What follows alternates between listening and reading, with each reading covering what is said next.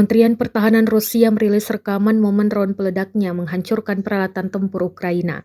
Rekamannya diunggah di Telegram Kemhan Rusia pada Kamis 23 Mei 2024. Dalam keterangan unggahan disebutkan pasukan terjun payung dari Buryatia, Rusia menghancurkan robot terlacak Angkatan Bersenjata Ukraina di daerah Chasiv.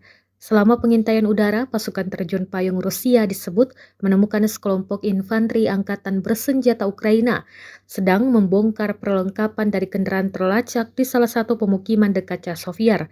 Setelah mendeteksi objek tersebut diketahui, kendaraan tersebut secara mandiri mulai bergerak menuju hutan. Perangkat tersebut diidentifikasi sebagai robot tak berawak buatan Barat yang dirancang untuk mengirimkan amunisi dan material ke posisi depan. Komando Formasi memutuskan untuk menghancurkannya bersama kru UAV. Operator drone FPV melumpuhkan drone tersebut dengan 2 pukulan tepat, kemudian 2 pelepasan FOG dari quadcopter menghancurkannya sepenuhnya.